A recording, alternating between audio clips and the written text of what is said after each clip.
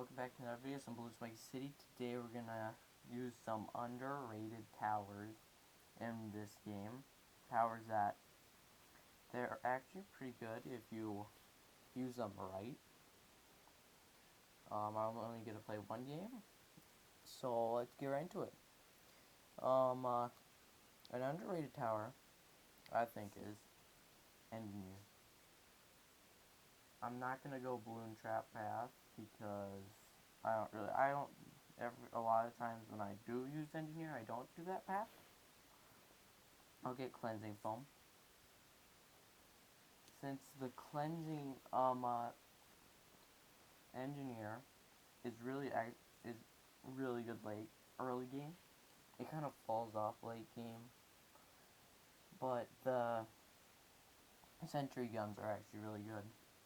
And for its price, I think it's a really good tower. And if you haven't already, hit that like button, subscribe. I'm trying to get to 150 subscribers before my friend does. So, yeah. I want to just put this over here. It won't be of use to me. I don't really think larger surface area is really worth getting. So, I don't normally get it. Bomb Shooter is definitely not that good of a tower for this game. Let's see. Balloon Chipper, it's pretty good tower.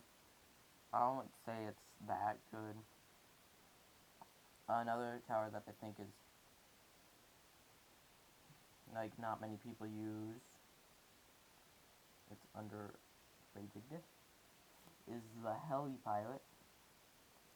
Just this one upgrade on the Heli Pilot will make it defend multiple rounds by itself. It won't pop lead balloons at this point, but it will pop lots of different kinds of balloons. I like to put on, sometimes I put on Pursuit, sometimes I don't. I always think since the glue gunner is like really cheap, and I think glue gunner is definitely worth getting if you want a good upgrade. Sprockets is actually really good with the Engineer Monkey. Really good. Sprockets is really good. Spike Factory is also really good against Moabs. The Moab Shredder, it shreds Moab balloons. Like, completely just shreds them. And then even the other paths on the Spike Factory are also really good. A boat, I think a lot of people use boat. Balloon Chipper is good at stall. It's like one of the only things that can stall really big balloons like ZUMGs because it can suck it up and keep on sucking them up. So then they keep on screen for a lot longer than they would otherwise. A lot of people use Apprentice, I believe. Monkey Village is also pretty underrated. The Monkey Village makes things cheaper. It makes things do more damage. It makes things have more range. It makes things attack faster. Be able to hit every single balloon in the game.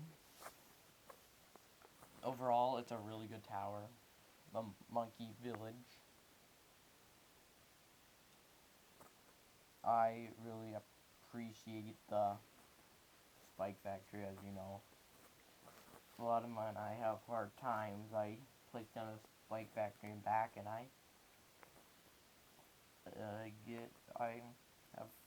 and it defends a lot. I don't recommend going bottom path Heli Pilot. It blows back balloons, but it doesn't blow them back that frequently. The Chinook is not that good too, unless it just gives a little bit of money and a little bit of lives, I think, in this game. One of the problems with this guy is, see, like, it doesn't always, for the lead popping to work, it has to be, like, right on top of the balloon to pop the lead. And this guy doesn't, with Pursuit, it likes to follow the balloons. It won't go on top. Like, see, right now, once it doesn't, like, see that lead balloon, it's just cruising through. And until the end of the map, it'll start actually hitting them. I'm gonna get a Sprockets. Sprockets is a really, really good upgrade on the Engineer. You don't even need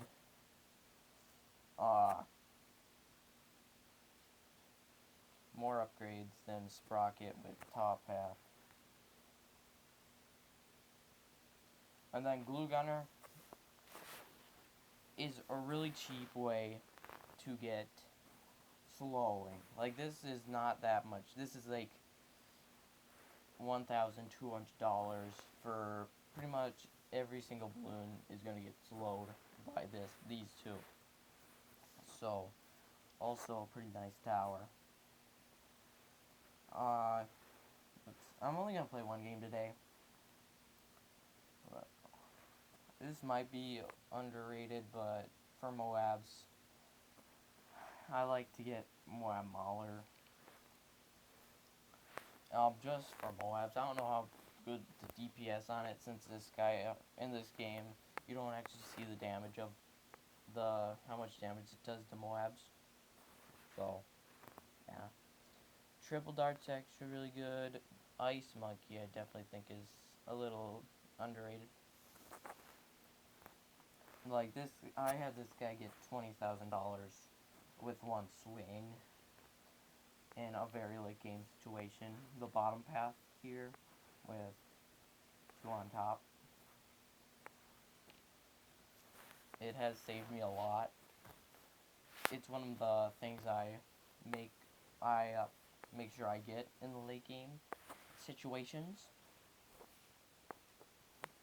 Sniper, you know, is always really good. It's cheap. The cheapest lead popping power you have does a lot of damage. Semi-automatic is really, really good in that it pops every single balloon, and it does pretty good Moab damage. It's no village. It's also a really nice tower. Makes things cheaper by the base. Range, damage, attack speed, camo detection. All the things you want in a tower to have. You can just buff them by, it's not that expensive if you just get the base within the 1-1, but it does add up over time for it all. But for late game, I never go late game without a village. It buffs towers so much. You know, and these guys have decent range also. Decent range. Once you get, and this guy can make more, for every balloon you pop, you get more money by doing top half, the $9,000 one.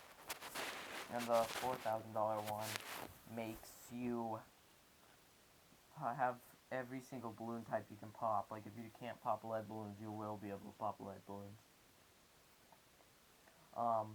And I hope this video helped you, like, use these towers more often. I know I haven't been using these that often, but they are really nice if I want an easy early game. So, You guys have a good day, and I'm out.